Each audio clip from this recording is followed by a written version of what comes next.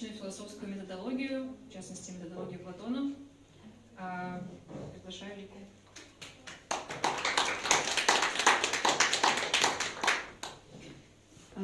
Я поняла, что будет лучше, если я тоже начну со своей краткой биографии, как ее же.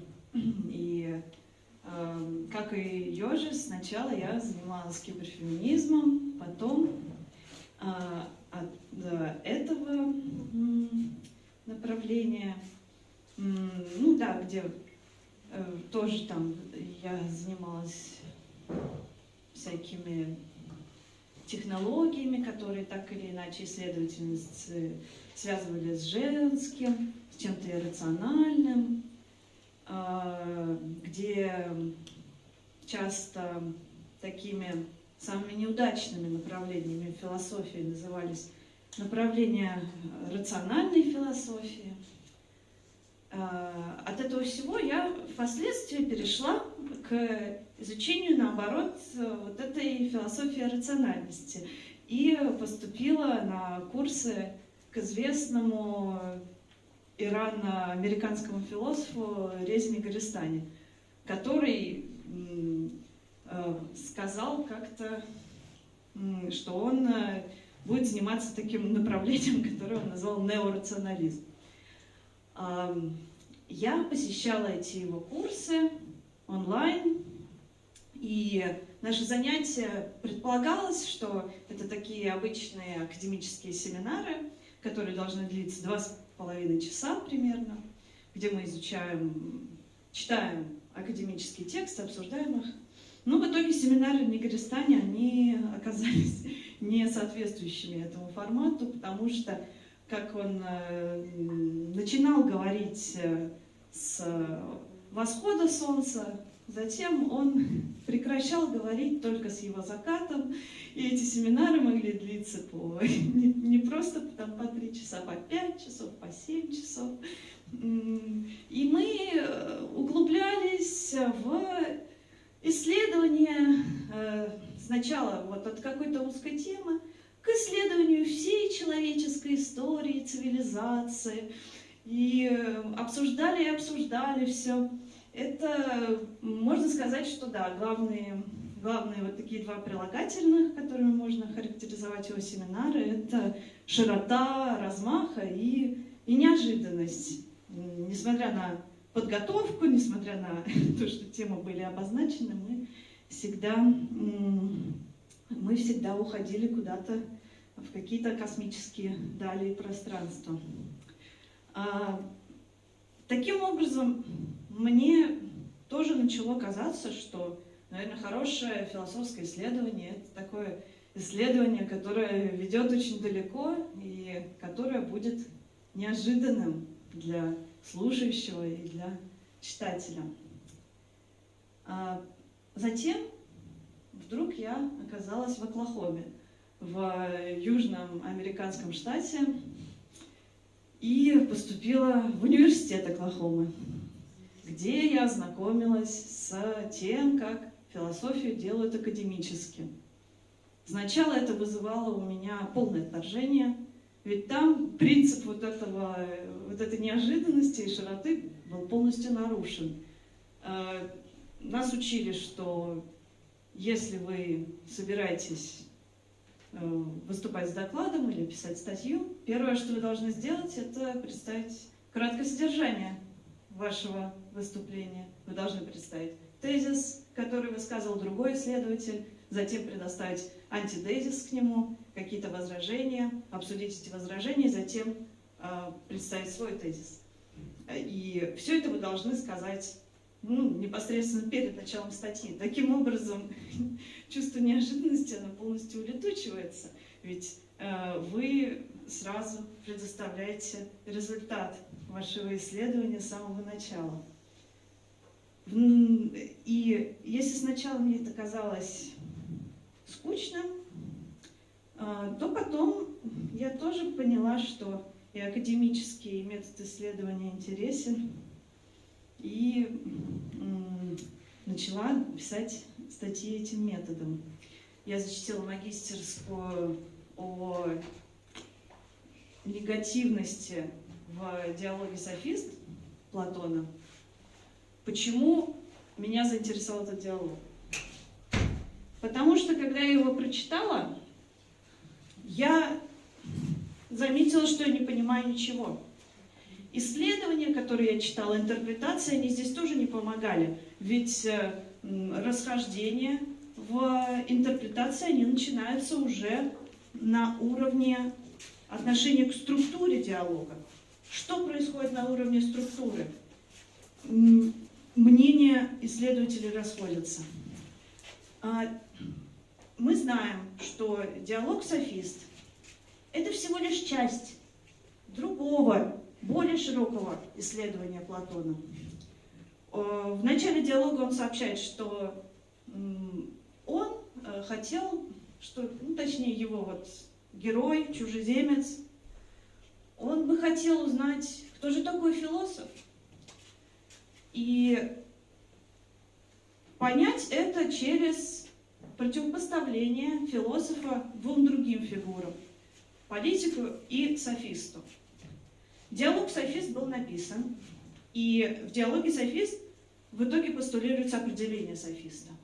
Также затем был написан диалог «Политик», но диалог «Философ» так и не был написан.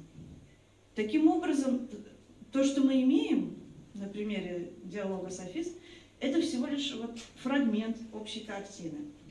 Затем, когда мы погружаемся в сам диалог, мы видим, что и он тоже разделен на 3 части. В первой части исследуется, что же такое софист через такую модель, которая он может быть. И это модель охотника. Софист, он действительно охотится за чем-то. Охотится ли он за знанием? Кажется, нет. Он охотится просто за молодыми юношами, и также он охотится за деньгами, поэтому его интересует не просто юноша, а юноши состоятельные. Сначала поэтому мы читаем о разных видах охоты. Как можно охотиться? Там можно рыбачить, можно охотиться еще где-то на таких больших зверей, можно охотиться с помощью сетей, можно с помощью трезубца и так далее, и так далее. Эти размышления необычайно детально, детализованно представлены в первой части «Софиста». И вдруг мы рассуждаем о бытие и небытие. Внезапно мы начинаем рассуждать о бытие, и мы понимаем, что это рассуждение крайне сложно. Тогда мы пытаемся рассуждать о небытие, а также о 5 главнейших видах. Мы рассуждаем о движении, о его противоположности покоя. Также мы рассуждаем о тождестве и его противоположности, различия. Эти главнейшие виды являются теми структурирующими принципами любого размышления, на которое только способен человек. Любое размышление будет пользоваться этими категориями. А потом 3-я часть снова возвращает нас к определению, кто же такой софист.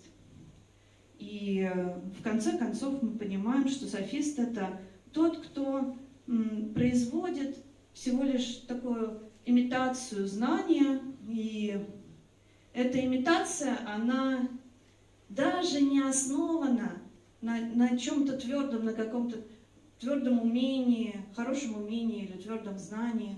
Это такая имитация знания, при которой говорящий даже не знает, о чем он говорит. На этом диалог заканчивается.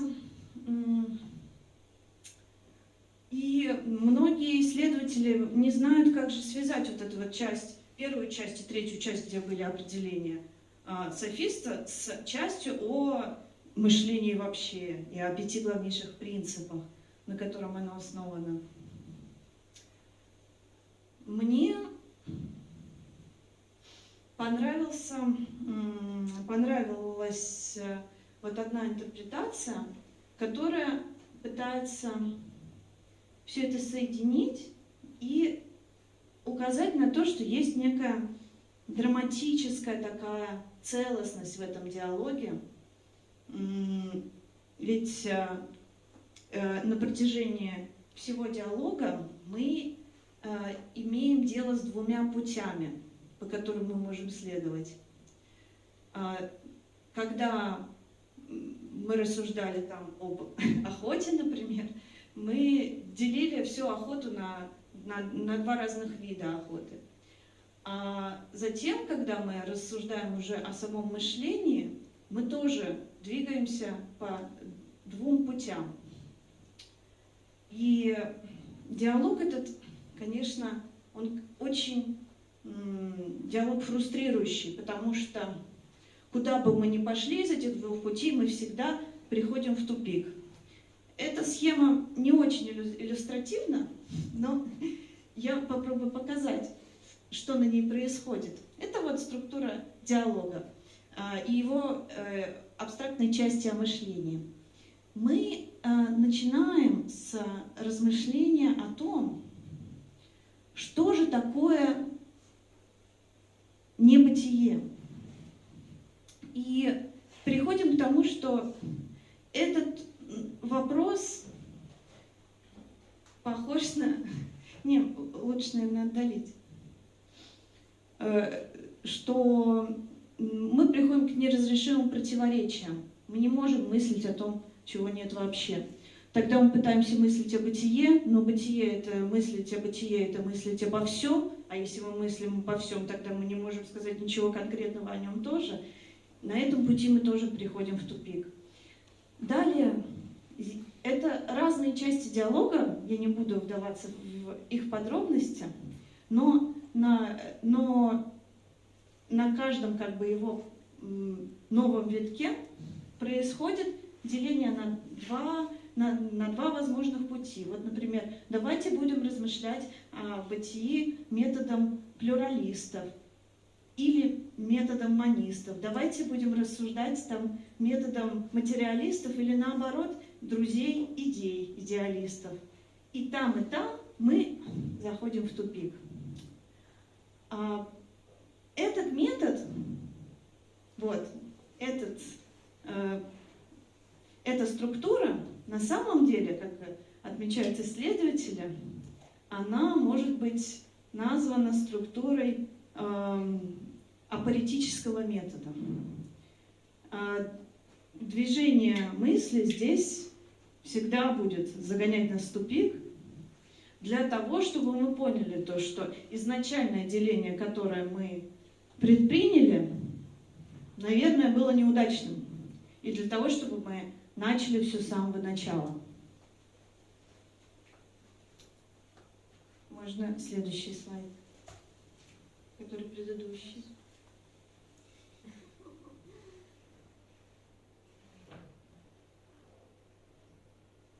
Ну вот.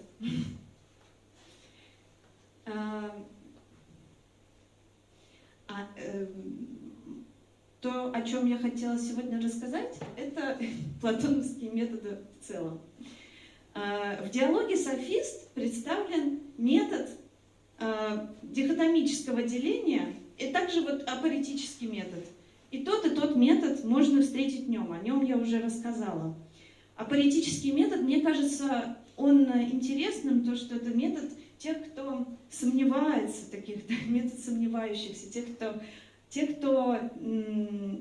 не боится признать то, что, возможно, тот метод исследования, который они избрали, он неверен.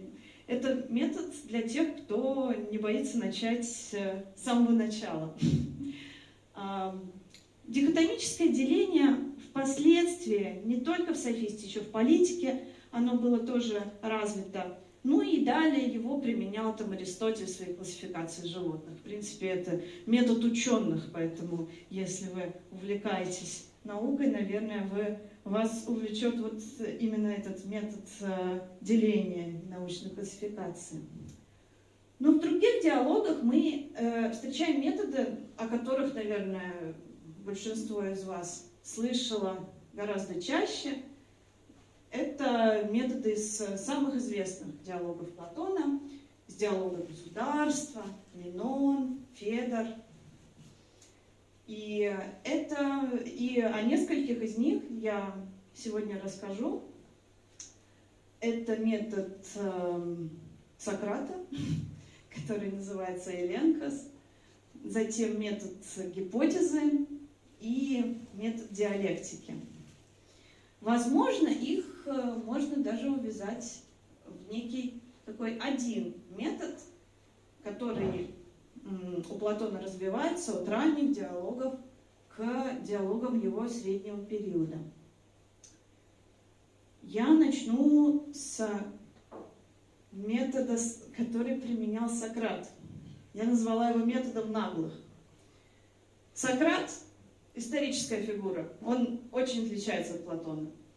Сократ ходил часто босиком, он не соблюдал приличия и нормы общества, он постоянно жужжал вокруг юношей и заставлял их высказать какие-нибудь мнения. Потом он им показывал, что эти мнения вообще не верны, что они сами себе противоречат. И он всех раздражал своим жужжанием и своим поведением.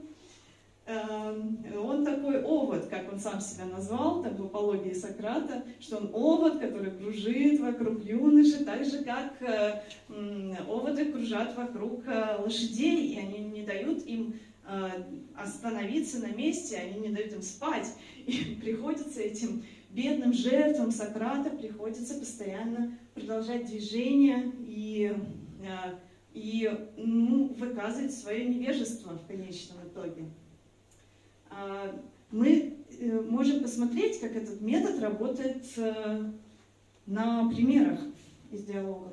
Это, наверное, следующий слайд. Это так. Ну вот. Значит, вот зачем вот так вот привязывался, зачем Сократ вот так вот кружил вокруг юношей, зачем он доводил их до такого состояния, где они уже ничего не могли сказать.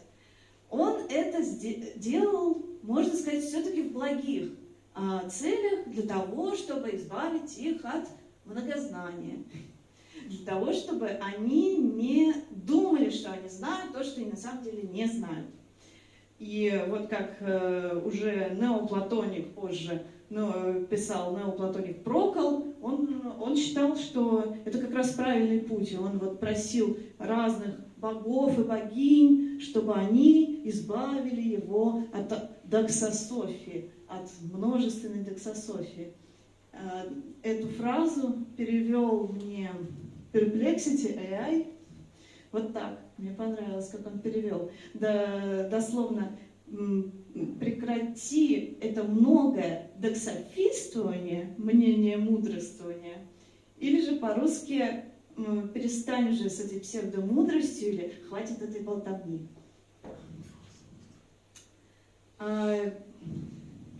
Вот как развивается этот метод, вот как он развивается на практике.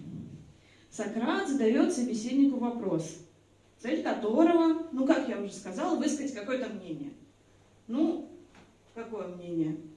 Например, Фросимах, герой диалога государства, он говорит, они обсуждают, что такое справедливость, и Фросимах говорит, справедливость – это то, что выгодно сильнейшему. Справедливость – это власть сильнейшего. Что это такое? Это мнение. Или, как говорят аналитические философы, это одна из посылок нашего рассуждения. Затем, на втором этапе, Сократ продолжает задавать вопросы собеседнику, и в ответ на них собеседник выдает еще ряд мнений, которые очевидны. Они, например, обсуждают то, что там, властвующие, они могут там разные законы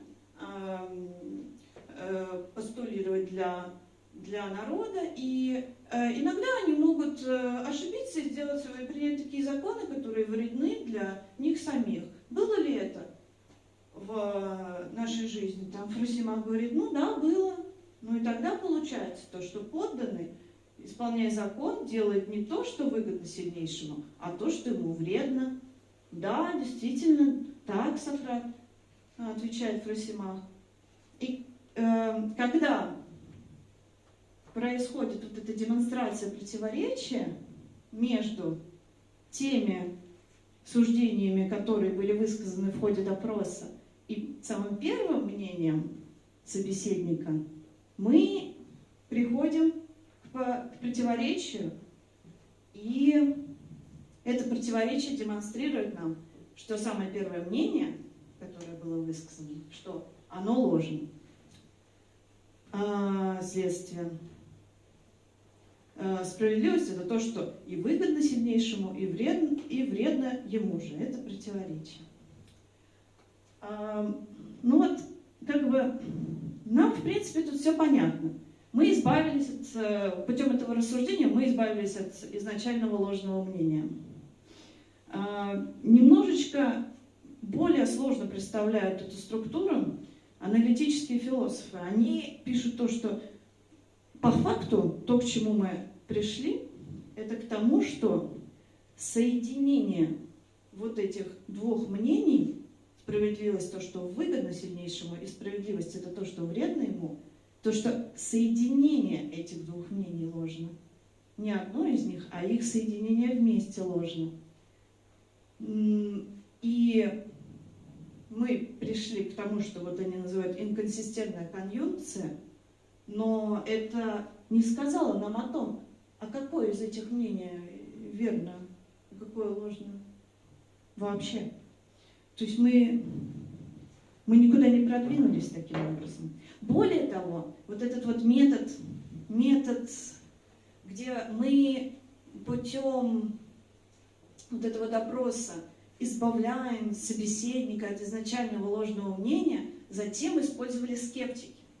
Скептики — это люди, это философы, тоже такое направление, даже академической философии, я имею в виду Академию Древней Греции, в котором предполагается, что мы вообще ничего не можем знать. Это вот такая у них, такая докса, такое, как бы начальный принцип, из которого они исходят. И скептики постоянно задают вам вопросы для того, чтобы просто показать, что вы ничего не смыслите. Вы должны либо сдаться и больше не вступать с ними в дискуссию, либо признать, что вы ничего не знаете. Ну и тогда они будут рады. Ну что такое скептицизм? Это получается такой путь к тому, чтобы избавиться от знания, но знание он нам не прибавляет. И то же самое, в принципе, видимо, заметил и Платон. Поэтому после того, как он в своих ранних диалогах использовал метод Эленкос, вот это вот избавление от ложного мнения, он перешел уже к новым методам движения все-таки к знанию. И первый метод — это был метод гипотезы. Наверное, следующий слайд.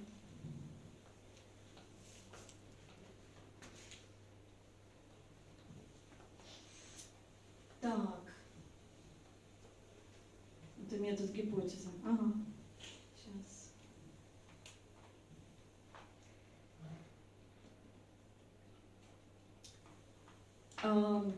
Давайте вот это пропустим и к следующему. Следующий, вот этот вот. Вот, гипотеза. Вот это словечко «юпотезис». Гипотеза состоит из приставки и вот этого слова «тезис», глагола, который значит «ставить». Это, в принципе, это очень интересно, то, что получается для древних греков вот представить какую-то гипотезу, вот само это слово, оно обладает таким материальным измерением, то, что мы не просто, выдвигаем предположение, а мы буквально его вот ставим перед собеседниками, мы, какую-то вещь можем поставить, на всеобщее обозрение. И теперь, когда она выставлена, ее можно уже обсуждать со всех сторон. И заметьте, то, что мы поставили, больше не у нас в руке находится. Это, я поясню, что это значит уже позже. Гипотеза применяется в диалоге Менон впервые у Платона. И он тоже начинается с вот этого вот метода избавления от ложного мнения, как и ранние диалоги. И собеседник Сократа в определенный момент говорит: ой, кажется, в самом деле душа моя оцепенела, язык отнялся, не знаю, как тебе и отвечать. Они обсуждали, что такое добродетель, и можно ли добродетели научиться. Менон понимает, что нет, он не может ничего сказать, все его предположения оказались неверны. И неожиданно Сократ не прекращает на этом диалог, нет, на этом диалог только начинается в Меноне. Сократ говорит, что он находится в том же самом положении. Он сообщает о том, что такое добродетель, я ничего не знаю. И все-таки я хочу вместе с тобой поразмыслить и поискать, что оно такое. Дальше, наверное, следующий.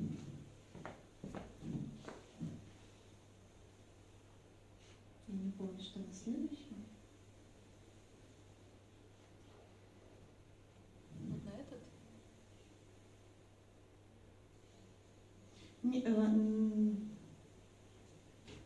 Вот, да, вот на этот можно.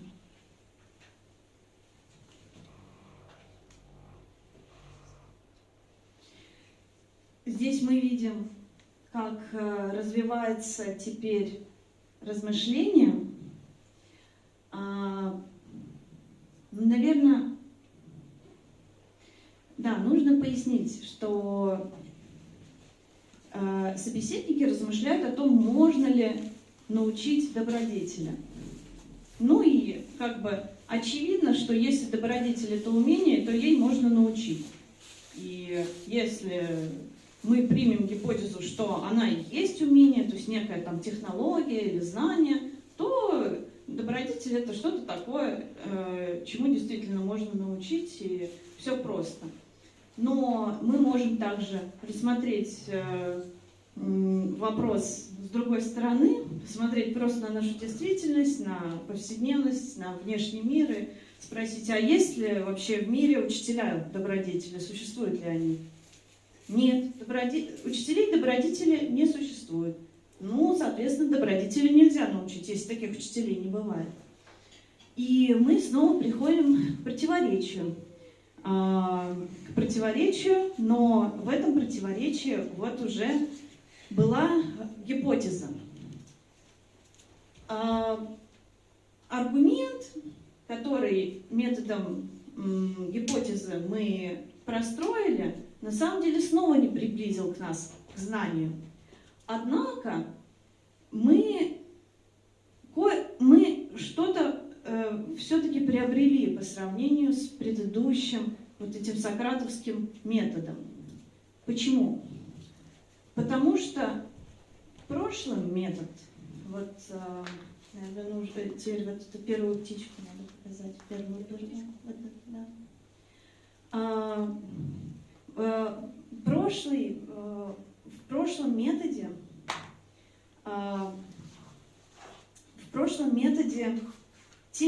то мнение, которое опровергалось, это вот как бы мнение как убеждение. Это мнение, которым владеет собеседник. Мнение, которое он высказывает, это его убеждение, которое находится у него в голове, или, как еще говорят в диалогах Платона, которое он держит в руке, как можно держать голубя.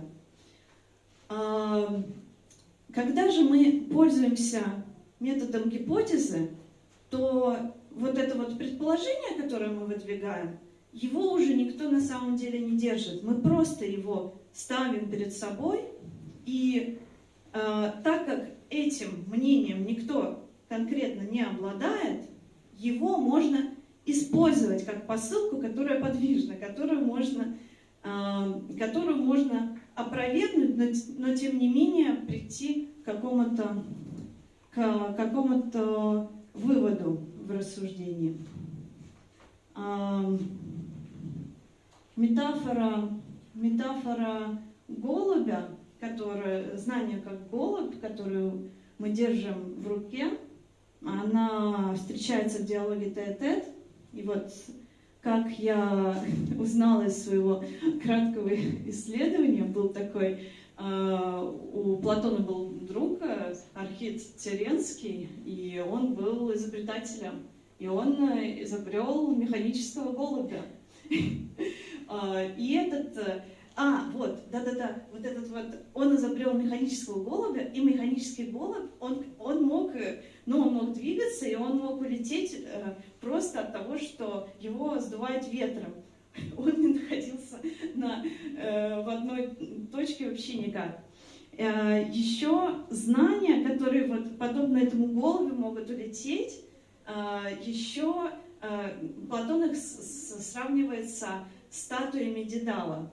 Вот уже в диалоге Минон, который мы сейчас обсуждали, вот там говорится о том, что мнения, они подобны вот неким статуям Дедала, которые постоянно будут от нас убегать, если мы их не привяжем. Странно, звучит странно, почему статуи убегают? А это потому, что тоже механически оказались статуи, тоже были изобретатели, которые с помощью какой-то шарнирной технологии изобретали статуи, которые ходят. И эти статуи, сами все уходили, поэтому их надо привязывать, чтобы они никуда не шли. И вот Платон пользуется этой такой комичной метафорой для того, чтобы рассуждать о знании. Он говорит, что нам нужно, чтобы вот наши мнения стали знаниями, нам нужно, чтобы они не улетали, чтобы они стояли на своем месте. Вот. И следующая картинка. Вот. То есть вот эти птички, голуби, это вот эти наши мнения, и они постоянно хотят ускользнуть. Ну и как же вот эти вот мнения, при том, что мы еще обсудили, что еще мы ими не обладаем, вот они как какие-то гипотезы там где-то летают, как же их преобразовать в то, что было бы точным, в то, в чем мы не сомневались бы. Платон говорит, что мы должны их привязать, вот как статуи, мы должны их привязать. И мы можем их привязать сверху, а можем снизу. Вот здесь мы видим, очень такой высокий уровень какого-то, материально-метафорического мышления. Совсем не похоже на современную аналитическую философию. Однако вот именно таким образом рассуждает Платон, и так он приходит от метода гипотезы потом к диалектике. Значит, вот эти вот голубки, чтобы они не улетали, мы их можем привязать сверху. Что значит сверху? Это значит то, что мнение, которое у нас было, там, например, вот то, что добродетель – это вид знания. Вот это вот была посылка, мнение. Как мы можем его привязать сверху? Мы должны его дедуцировать, вывести из более точного знания, из такого точного знания, в котором мы не будем сомневаться вообще. И это более точное знание, это то, что добродетель есть благо. Это постулируется в диалоге. Если, и предполагается, что всякое благо – это вид какого-то знания, соответственно, добродетель – это тоже вид знания. Вот, там все так вот, железобетонная логика, поэтому можно привязать это мнение сверху. А можно привязать это мнение снизу, от чего-то повседневного.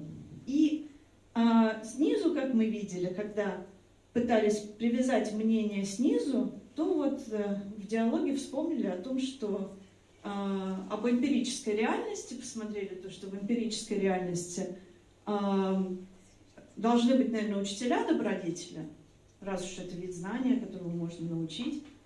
Но учителей не нашли, поэтому привязка снизу, она на самом деле провалилась в этом диалоге. Вот таким образом, вот этот то, что мы видим в Меноне, метод гипотезы, мы видим, что уже есть попытка преобразовать мнение в знание вот этим путем привязки сверху и снизу. Но путь снизу, он работает прекрасно, то, что мы взяли вот эмпирические данные, да, попытались сопоставить, но потом вот у нас итоговые посылки все равно противоречат, выводы уже противоречат друг другу. Поэтому метод гипотезы не был идеальным. Надо было как-то работать с тем, чтобы вот эту вот привязку снизу тоже улучшить. И тогда Платон уже приходит к методу диалектики. Что такое диалектика? Нам кажется, в принципе, диалектика, разговор. В принципе, то, что нам кажется, что это просто диалог. Вот, да? То, что диалоги Платона — это уже диалектика. То, что это когда двое рассуждают, их мнения как-то встречаются, отскакивают друг от друга и таким образом улучшаются. Это такой, как оказалось, это наивный образ диалектики. На самом деле диалектика Платона, она развивается именно как, она развивается именно как продолжение вот этого метода, как мы можем превратить птичек, мнения, которые улетают, как мы можем их превратить в знания. Это линия, которую мы видим. Это линия, которая встречается в диалоге государства. Она называется, так и называется, метафорой разделенной линии. Там Платон предлагает взять одну линию, просто, да, линию неограниченную, поделить ее на два неравных отрезка. Один будет меньше, другой больше, на два неравных. Потом эти два отрезка поделить снова так же, как мы поделили в самый первый раз, соблюдая ту же самую пропорцию. То, что вот это вот сейчас у меня подписано, да, в принципе, да, оно соответствует тому, что мы видим в диалоге. На самом маленьком вот этот отрезочек как бы первого деления, он меньше, чем второй, и на нем есть два сегмента. Первый сегмент, он самый маленький, это сегмент теней или фантазмов, или того, вот, что в знаменитом мифе о пещере называется тоже тенями, которые узники видят на стенах этой пещеры. Все это, вот эти вот 4 сегмента, это все виды знания. Значит, самый маленький сегмент, да, это тени, это такие подобия даже, какие-то это такие вот представления, вот именно представления, совсем такие первичные, которые мы можем иметь, фантазматические образы в нашей голове. Затем второй сегмент – это вещи. Это вещи. Это вещи или мнения уже, которые обладают большей, можно сказать, эмпиричностью. Это вот такой сегмент эмпирического знания.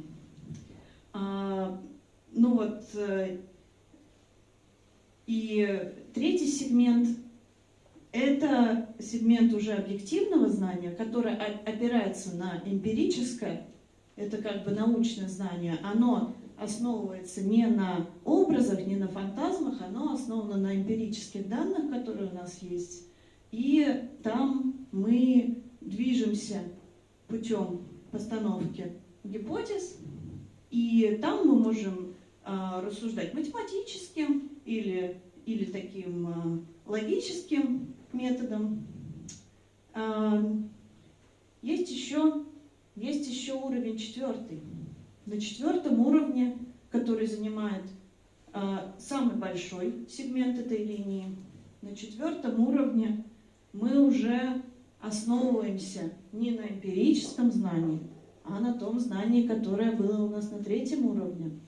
И мы движемся от, как там пишет Платон, от идей, от чистых идей к чистым идеям. И вообще к самому первому беспредпосылочному принципу. Для того, чтобы пояснить, что имеется в виду в этой разделенной линии, можно прибегнуть, как это делает Платон, к мифу о пещере, о котором вы, наверное, слышали. И знание там вот так вот иллюстрируется. То, что мы видим сначала на стенах пещеры, сначала мы видим тени, потом мы понимаем то, что в пещере, где мы сидим, горит костер. И вот это пламя от костра, оно на самом деле позволяет нам видеть то, что мы видим на стенах. Мы видим не просто так, а благодаря тому, что есть источник света. Вот этот вот источник света — это как бы эмпирическое знание, которое позволяло нам вообще видеть тени на стенах. Ну а потом, когда житель пещеры выползает вот сюда, вот на вот этот вот 3-й сегмент, он уже видит там реальный мир, там вот эти деревья, там травку, всю природу созерцает и видит то, что в реальном мире светит солнце. И тогда понимает, что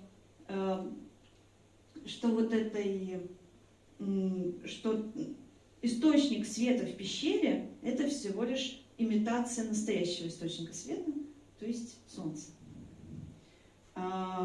Все вот так вот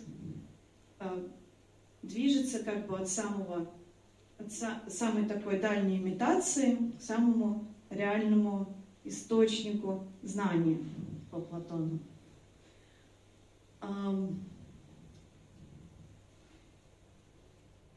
Возвращаясь к методу привязывания мнений таким образом, чтобы они стали знаниями, мы видим то, что в этом диалектическом способе рассуждения здесь присутствует и тот способ, когда гипотезы мы привязываем снизу с помощью эмпирических данных, и тот способ, когда гипотезы мы привязываем сверху с помощью выведения их из самых там первых беспредпосылочных принципов.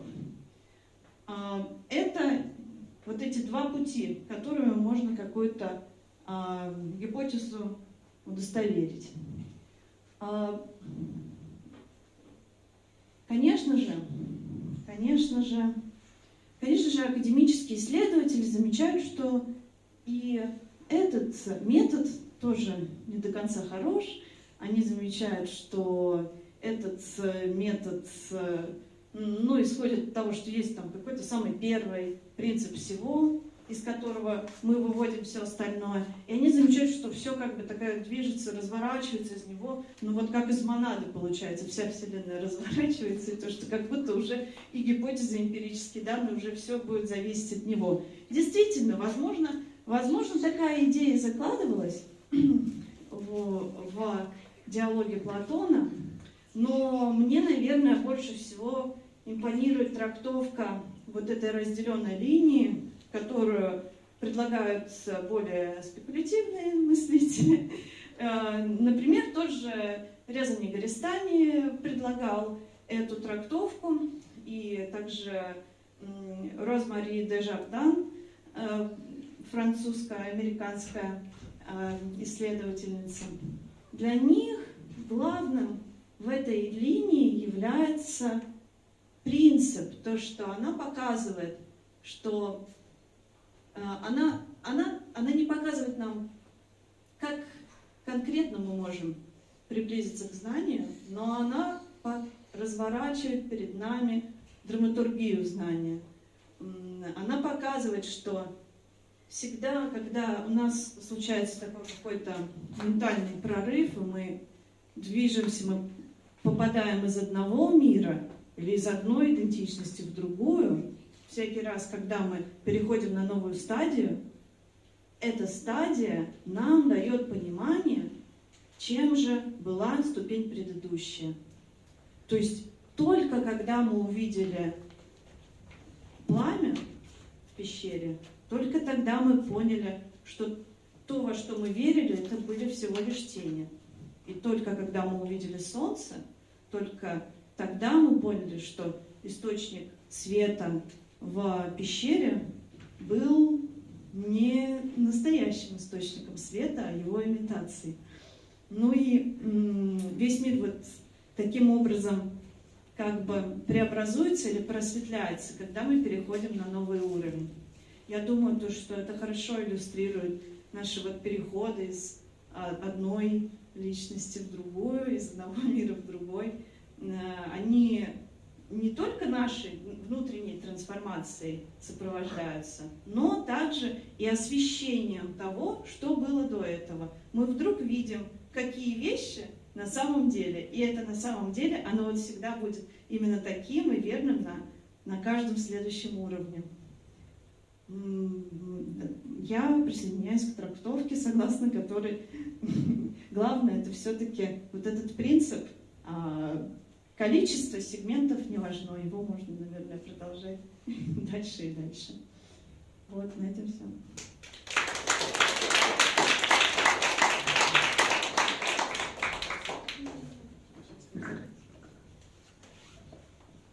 Вопросы?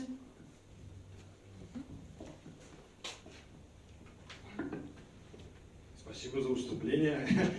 Вот немножко про это, как бы я и говорил, про вот этот теоретический подход и в плане времени. Вот. Особенно интересно было услышать, когда вы рассказывали, Сократ вроде, да, про то, что справедливость это, ну, грубо говоря, это то, что утверждает там властитель, короче, грубо говоря, да, вот. А диалектический подход, он на самом деле эту вещь описывает не как какой-то такой, ну, изначально как бы вот люди представляют эти вещи метафизически, то есть они именно акцентируют внимание на то, что сделал он хорошее, сделал он плохое. А диалектически на самом деле смотрят на эти вещи так, что он сделал, ну, какое-то действие совершил. И это действие, оно как бы в то же время и время, и изменение, то есть это определенный процесс. Вот. А тоже мы видим определенный процесс, определенное направление изменения. То есть вот, собственно, это немножко и про время то же самое. Вот. А вы вот занимаетесь кибернетикой, IT, вот, программированием. Да? Вроде как, да? Наверное, это моя следующая стадия, которую я еще не осознаю. Вот. Я стремлюсь познать истину. Вот. В программировании есть такая вещь, как флоу-потоки, реактивщина. Вот. Она немножко про то же самое говорит, но оно тоже подвержено вот этой метафизике, оно подвержено вот этому мифу о дискретности. Там это изменение, да? То есть одна такая сущность, которая возвращает определенные значения. То есть, допустим, то 3, там, 4, 5. Вот. Можете почитать, если интересно, там Marvel схемы, диаграммы. Вот. Это, ну, реактивщина, короче. Вот. И только вот в объективном нашем материальном мире, если тройка у нас один раз случилась, она уже больше никогда не случится. То есть это вот современный такой вот материальный подход. Вот я правильно рассуждаю, как вы думаете? Хотелось бы ваше мнение услышать. Я более приземленный мыслитель. Я бы вот, я бы вот так вот, наверное, размышляла, то, что там, ну, у нас есть там какая-то там цель, то, что, ну, мы хотим быть здоровыми и красивыми. Значит, вот это вот наша цель, наше вот это вот мнение, оно может быть прикреплено с двух сторон. С одной стороны, мы хотим быть красивыми, исходя из идеала красоты, на который мы ориентируемся. Это вот будет тогда сверху вниз. А снизу вверх это то, что, ну вот есть просто эмпирические вещи, то, что там, если мы будем есть много чипсов, то это приведет к совсем некрасивому результату с нашим телом. Поэтому, да, нужно ориентироваться и на то, и на то, и на эмпирическую реальность, и на идеалы. Да. А вот мне еще кажется, что вот опять же схема это тоже такой же определенный, ну вот это вот именно одна сплошная какая-то линия, где есть какой-то там источник, есть конец. Мне кажется, тоже определенное какое-то такое вот мифическое и не совсем верное представление, то, что правильно, что задаются, что как бы начало есть, но мне кажется, что как бы начала-то и нету в каком-то смысле. То есть и направлений на самом деле множество, огромное множество, оно в разные направления идет, эти изменения. Вот. Собственно, вот про это как бы диалектика. Подобным вопросом задался Аристотель, ученик Платона, он начал критиковать его, и он задался вопросом об архе, вот этом вот начале, что есть первопринцип, и он, во-первых, он пришел к тому, что первых сущностей две, вот он назвал одну из них первая сущность, и вторую вторая, а также он сказал то, что у всех вещей есть несколько причин, он выделил 4. Мне кажется, вам нужно ознакомиться с сочинениями Аристотеля и сравнить количество причин у него и в вашем представлении. Хорошо, спасибо. Давайте по очереди. Спасибо большое за выступление. Постараюсь задать вопрос, а не реплику. Мне интересно прояснить момент, связанный с тем, как вы исследуете Платона, потому что подход очень аналитический, красивый, и ваша биография показала, что вы сначала были у Нигеристани, который больше в континентальной традиции. Не могли бы дать какое-то свое мнение или какое-то свое представление о том, как, подходя к текстам Платона, которые очень мифологические, литературные, с аналитической методологией, с посылками, аргументацией, маевтикой, концептуальным анализом, насколько мы хорошо раскрываем суть того, что хотел сказать Платон в диалогах, исходя из ваших исследований. Это очень интересный вопрос, спасибо.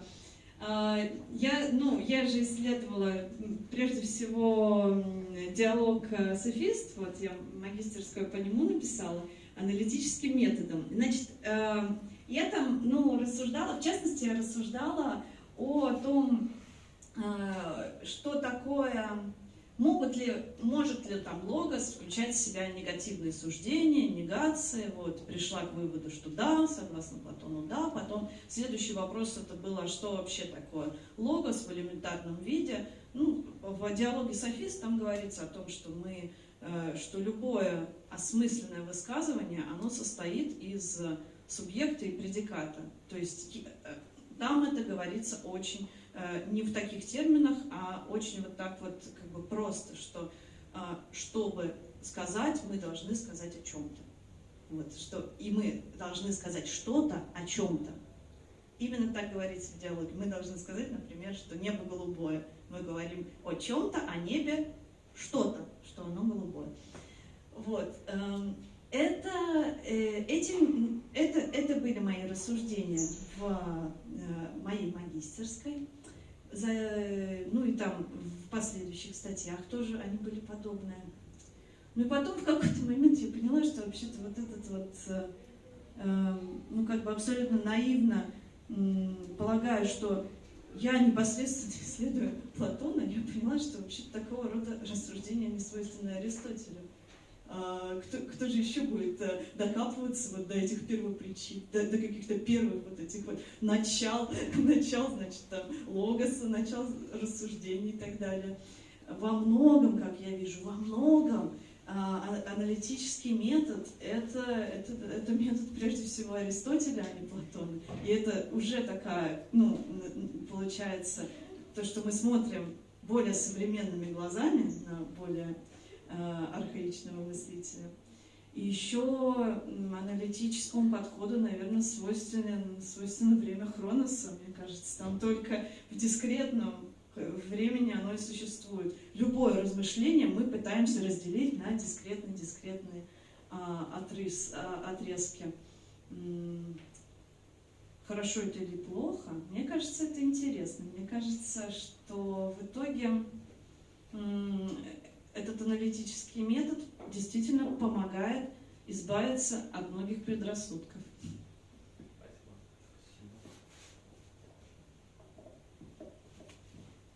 вечер, меня Илья зовут.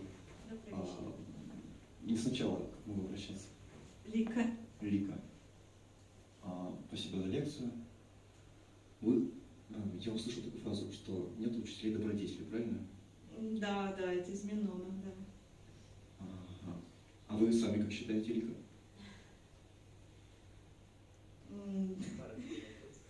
Я думаю... Иисус Христос. Аминь. Учителя добродетели. Но я думаю, то, что Платон имел в виду софистов, ведь он постоянно... такая была историческая ситуация, что философы конкурировали с этими софистами, и вот софисты говорили то, что мы вас можем научить тому, чтобы быть хорошим человеком. Вот нечто подобное там делают какие-то современные там американские сериалы, в которых постоянно говорится о том, что есть вот эти вот хорошие, а есть плохие, и то, что мы должны там не употреблять наркотики, и тогда мы будем хорошими, и все просто. Вот, такие учителя нам не нужны. Лика, а можно я вот сам применял метод Сократа?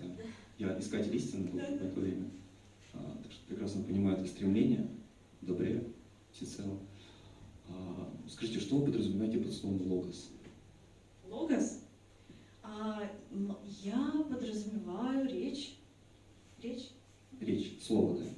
Речь. Или в более широком? Речь. Я подразумеваю под этим речь. В целом, я думаю, то, что это слово имеет именно такое первое значение в древнегреческом языке. А уже если мы посмотрим на диалог софист, то там речь представляется как осмысленное высказывание, как то высказывание, которое направлено на предметы, об этом предмете сообщает. Соответственно, оно относится к логосу. А что является первой причиной речи? Что является более изначальным источником? Субъект высказывания. В высказывании должен быть субъект. То есть сложно представить высказывание, которое было бы осмысленным и в котором был бы только один элемент. Например, зеленое, голубое, круглое. Вот о чем это? Это звучит не очень осмысленно. А также, мне кажется, неосмысленными высказывания, которые абсурдны. Например, вы сказали, как вас зовут? Илья. Вот, Илья летит. Илья, который сейчас передо мной летит. Верно. Это высказывание абсурдно. Нет, Поскольку Илья человек, а люди не летают. Я летаю. Низехонько. Даже если я не ангел, все видит на крылья, знаете? И смотрите, вот моя мысль в том, что первопричиной слова и речи, да, является мысль. Мысль или разумное начало. Толстой, комментируя Евангелие, он перевел как слово «логос» в Евангелиях, как высший разум. Мне нравится вот это определение. Помните, там сказано, и вначале было Слово, и Слово было у Бога, и Слово было Бог. Да. И Слово стало плотью, обретало среди нас полное благодати и истины. И по поводу учителя я хотел сказать, что Евангелие от Иоанна, 13 глава, 13 стих, такой красивые координаты, люблю число 13, там сказано, вы называете меня Господом Учителем, и правильно говорите, ибо я и есть. Это слова Иисуса Христа. А можете ли вы мне сообщить, Илья, что-нибудь, о чем вы думаете, не прибегая к речи?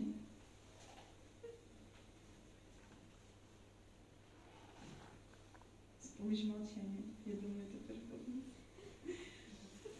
Я могу использовать другие языки любви. Например, объятия, улыбка, подмигивание. Да, творчество какое-то, рисунок тот же самый. То есть другие еще способы. Это хороший ответ, да, то, что есть другие символические языки. Конечно, уже там современные исследователи, философы языка 20 века, они бы сказали, что это все равно символическая система. Можно другой дать ответ еще дополнительно? Добрые дела. Добрые дела. По плодам их узнаете их. То есть плоды — это дела добрые. Я видел глухонемого человека, который настолько был активен в добрых делах, что по нему было видно, Да. что он хочет выразить. Я абсолютно согласна с тем, что добрые дела — это самое главное. Просто если мы посмотрим уже на на традицию аналитической философии, то там вот эта идея о том, что мысли предшествуют словам, она опровергается. Это основа аналитической философии. Нам не нужны никакие мысли для того, чтобы осуществить движение нашей мысли, потому что наша мысль — это всего лишь речь. Вся наша мысль — это речь. Есть внутренняя речь, есть вот эта речь, которая внешняя, но мысли, которые как бы вот просто там где-то витают, вот такая репрезентация внутреннего мира отвергается аналитиками. И также они говорят, что нам, в принципе, не нужны мысли, потому что мы можем судить по поведению человека, что на самом деле происходит. Это бихевиористы. В принципе, это, наверное, в чем-то соотносится с тем, о чем вы говорили.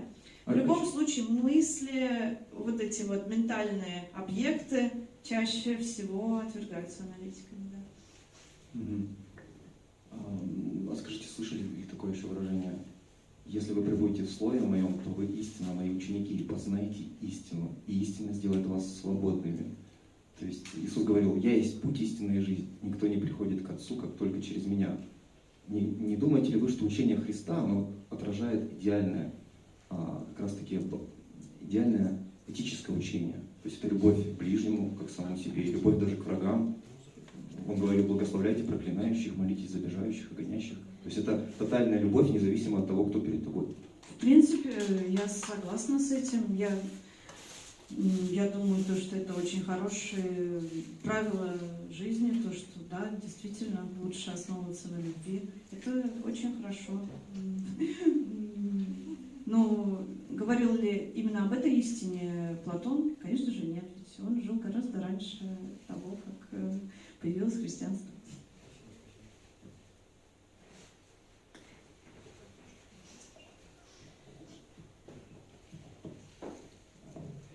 В своей лекции вы упомянули, что нижний способ привязки по сути не работает, но при этом ничего не сказали про верхнюю привязку. Можем ли мы вообще найти такие понятия, которые мы можем брать за аксиому, или таких понятий не существует? Потому что если брать то, что вы сказали, что добродетель — это благо, есть противоположное высказывание: благими намерениями выложена дорога в ад. Да, спасибо за вопрос. Уже позднейший мыслитель такого скептического метода Рене Декарт, он пришел к такому мнению, которое неопровержимо. Он считает, что то, что он мыслит, в этом сомневаться нельзя. И так как он мыслит, а это ему доступно путем саморефлексии непосредственно, он существует. И он выводит все свои постулаты своей философии из вот этого высказывания, то, что я мыслю. В этом сомневаться нельзя.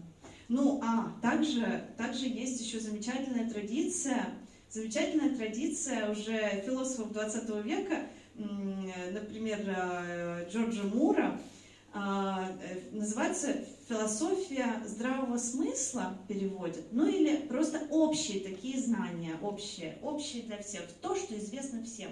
Для него, вот такие знания, в которых сомневаться нельзя, это, например, такие высказывания. Когда-то, не на английском, когда-то я родилась. Представим на английском, там нету гендерной категории. I was born at some point in time. Это может про себя сказать каждый человек. Далее. Когда я родилась, планета Земля существовала. С этим тоже все смогут согласиться. Это тоже неопровержимое знание. Потом, до того, как я родилась, на планете Земля тоже жили люди. Они мыслили, чувствовали и видели сны. С этим тоже нельзя поспорить. Вот такой целый ряд высказываний предлагает Джордж Мур в качестве высказываний здравого смысла. Он считает то, что вот именно от таких суждений надо всем отталкиваться в рассуждении. Еще хочу дополнить, насколько я поняла, не то, что привязка снизу не работает, она конкретно в том диалоге не сработало. То есть это просто как бы метод гипотезы предполагает эти две привязки, ну и они в целом как бы работают, если мы еще представляем сразу вот как бы его как часть этого метода разделенной линии. Я права? Да, абсолютно. Ну и, кажется, последний вопрос. Да, у меня был. Мой вопрос заключается в том, прежде всего, спасибо за лекцию еще раз, присоединяюсь к общему мнению на этот счет. Вопрос у меня заключается в чем? Что толкование диалогов Платона – это чрезвычайно увлекательное дело. Но в целом у меня уже вопрос, опять же, связанный с марксистской традицией, что раньше философы различным образом интерпретировали мир. Дело заключается в том, чтобы его изменить. И правильная философия, хоть марксистская, хоть какая угодно, она все равно неотъемлема, связана и с интерпретациями, интерпретации от нее никуда не денутся. На мой взгляд, существенный момент заключается в том, чтобы от интерпретации через какое-то конечное число шагов перейти к каким-то имплементациям в тех или иных областях. Это может быть философия и техники, это может быть какие-то естественно-научные гносеологии, это может быть какие-то этико-политические или методологические определения. То есть в чем дальнейшее применение того комплекса идей, которых вы отталкиваетесь в софисте, но и других диалогах. Да. Большое спасибо. Я думаю, это очень хороший вопрос для завершения, потому что наша дискуссия, она еще имела своей целью проиллюстрировать, чем же отличается континентальная философия от аналитической, вот эти два подхода. И я просто обращусь к исследованию аналитического коллеги Артема Юнусова, который говорит о том, что отличаются эти две традиции прежде всего нормативными ориентирами. И в аналитической традиции этими ориентирами становятся аргументативность высказывания, открытость дискуссии и также, прежде всего, движение к истине. Мы хотим иметь мнения, которые были бы истинными, и только истинные мнения. Нам не нужны ложные мнения, их мы должны отбросить и опровергнуть. Наша цель – это двигаться к истине, согласно аналитикам. Согласно же континенталам, как сообщает Артем Юнусов, наша цель заключается в том, чтобы произвести нечто новое, чтобы впечатлить собеседников, чтобы произвести изменения в душе собеседника и во внешнем мире. Нам нужно осуществить какой-то переворот, и именно этим и занимаются континенталы. Далее Артем сокращает название этих двух направлений до А-философии и К-философии. Первую называют академической, а вторую креативной. Ну и таким образом хочет принизить статус, конечно же, последней. Истинно ли само это деление? Истинно ли само это деление? Мне очень понравился его подход, и я думаю, что истиной пренебрегать тоже нельзя, поэтому от постмодернистской философии я все же перешла к Платону, для которого истина главнее. Южа, не хочешь добавить к этой реплике что-то? А почему вообще такая альтернатива? Или постмодернизм, или платонизм? Практическая философия в виде Маркса, Ленина и Троцкого, на мой взгляд, то есть в то время, когда Джордж Мурон занимался толкованием словесных сочетаний философии и здравого смысла, Ленин и Троцкий экспроприировали господствующий класс бывшей Российской империи. Мне кажется, общественное значение, равно как и мера истины в двух этих философиях, существенно отличается не в пользу аналитиков. Общественное значение. Также очень важно, чтобы каждый человек для того, чтобы что-то сделать, нужно понимать, что именно сделать, да, ведь? И у нас есть такой большой выбор. Можно в кафе пойти, можно пойти, там у нас есть советов какой-то, можно зайти в интернет, когда проснулся, в Инстаграм. Очень много вариантов движения, действий, очень много вариантов. Но мы не сможем правильно, структурированно действовать, пока мы не структурируем то содержание, которое у нас имеется в голове. Поэтому если мы учимся структурировать наши мысли, отбрасывать ложные, учимся методу, с помощью которого можно ложное мнение от истинного отделить, тогда нам будет проще действовать. Мы тогда проще сможем понять, как нужно действовать. И если цель континенталов там, или каких-то политических деятелей это действовать, то все равно им нужна теория, и им нужна структура, с помощью которой это действие будет более эффективным. Я думаю, что эти два подхода, в принципе, можно представить в связке. То, что нельзя действовать без того, чтобы правильно рассуждать о том, как действовать. Я согласен, но мой вопрос несколько в другом. Почему аналитические философы, если их метод действительно является верным, не пришли к представлению о правильных действиях и не преуспели в этих действиях? В отличие, допустим, от марксистов в 20 веке. Ну, это тоже спорный вопрос, насколько преуспели. Две социальные революции, Октябрьская и Китайская. То, что у них там были большие ошибки и погрехи, я с этим не спорю. Может, что у них теории не было вот такой. А, собственно, какие революции совершили аналитические философы? Если что, я сама континентал, поэтому меня не спрашивайте. Да, Лика. Каких буржуев они экспроприировали? Да, это явно не цель аналитического исследования. Почему одни люди занимаются одним, другим? Ну, потому что у всех конечная энергия и конечное время жизни. Мы не можем одновременно заниматься и тем, и тем. Нам вот нужно, чтобы какая-то группа все-таки исследователей занималась правильным мышлением и истиной, а другая группа пускай захватывает замки и осуществляет социальные вот эти... Ваша философия носит созерцательный характер. Ну, будем честны, марксисты в 21 веке тоже пока что ничего не могут похвастаться, им тоже теорией позаниматься, я вот за это как раз. Слава богу, у нас есть постмарксизм, вот не только... Ладно, время на самом деле у нас тоже, время у нас тоже ограничено, и каждый должен еще заниматься какими-то своими любыми занятиями. Большое спасибо всем, что большое. пришли и слушали.